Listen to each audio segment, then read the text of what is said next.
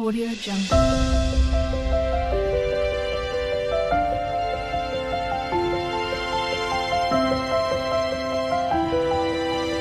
Audio Jungle.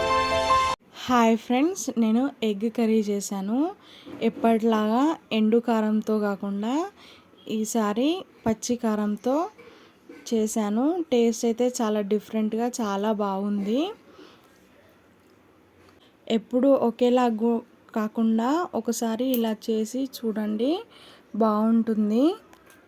First mixie గిన్నెలోకి 1 cup ఉల్లి ముక్కలు, అలాగే టేస్ట్కి సరిపడా పచ్చిమిర్చి, అల్లం వెల్లుల్లి, అలాగే గుప్పెడు కొత్తిమీర, గుప్పెడు పుదీనా వేసి మంచిగా పేస్ట్ లాగా మిక్సీ పట్టుకొని పక్కన పెట్టుకోవాలి. వేరొక బాండీలో 2 స్పూన్ల ఆయిల్ వేసి కొంచెం ఉప్పు, పసుపు, కారం వేసి ఫస్ట్ ఉడికించి పెట్టుకున్న ఎగ్స్ని ఘాట్లు పెట్టుకొని అందులో వేసుకొని మంచిగా వేయించుకోవాలి. ఎగ్స్ని ఇలా వేయించుకోవడం వల్ల టేస్ట్ చాలా బాగుంటాయి. అవి పక్కన తీసి అదే బాండీలో ఇంకో స్పూన్ ఆయిల్ వేసి కొంచెం సాజీరా, 2 ఇలాచీలు, 2 లవంగాలు వేసి వేయించుకోవాలి. మనం ఫస్ట్ పేస్ట్ చేసి పెట్టుకున్న ఈ పేస్ట్ని అందులో వేసుకొని మంచిగా కలిసేలాగా కలుపుకోవాలి.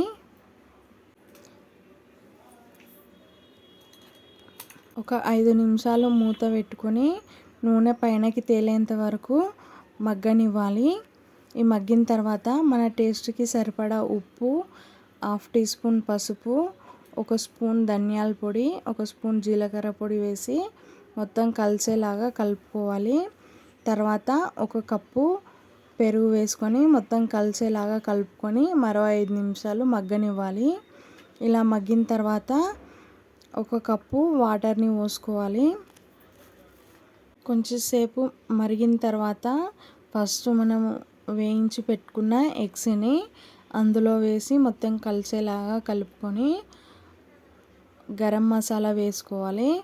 వేసుకొని గ్రేవీ చిక్కగా అయ్యేంత వరకు ఉడకనివ్వాలి. ఒక 5 నిమిషాలు అయితే సరిపోతుంది. చిక్కటి గ్రేవీతో టేస్ట్ అయితే చాలా బాగుంటుంది. చూసారు కదా, చిక్కటి గ్రేవీతో చాలా బాగుంది. టేస్ట్ అయితే ఇంకా బాగుంది.